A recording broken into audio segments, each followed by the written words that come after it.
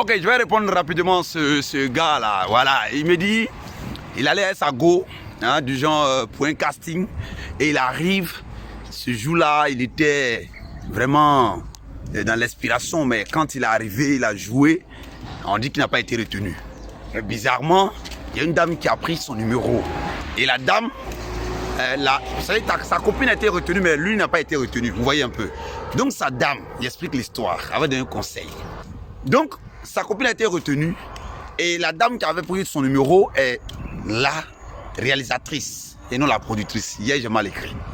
Donc, la go l'appelle pour dire que tu n'as pas été retenu, mais moi, je veux que tu sois dans le film parce que tu t'habilles très bien.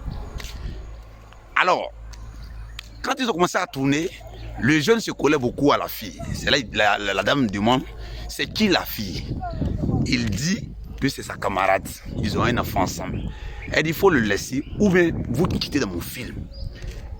Mais le gars ne m'a pas dit la suite, s'ils sont ensemble ou pas. Famille, avant de répondre d'abord, quand il m'a expliqué, je lui ai demandé, je lui ai posé la question, quand tu partais faire le casting, tu t'es habillé comment?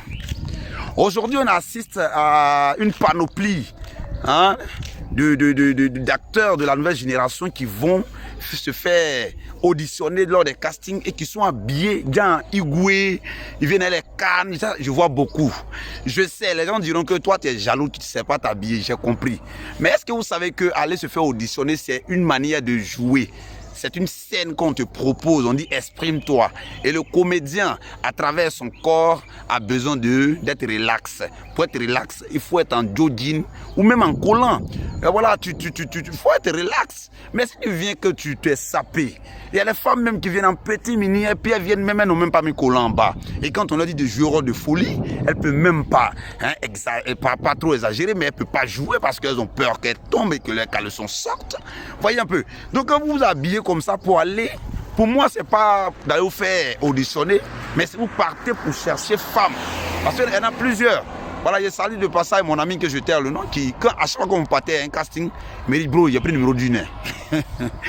Donc, mon frère, le seul conseil que je peux te donner, si tu laisses la mère de tes enfants, je sais, tu m'as déjà dit, oui, il répond, mais si tu laisses la mère de tes enfants pour cette dame, de la même manière que tu es venu, qu'elle t'a vu, c'est de la même manière qu'elle va te laisser demain. Parce que, même tu n'as pas été retenu, elle t'a appelé. Donc, du coup, retiens que ce n'est pas pour ton jeu qu'elle t'a appelé, mais pour le sexe qu'elle t'a appelé. Et demain, qu'est-ce que tu diras à tes enfants?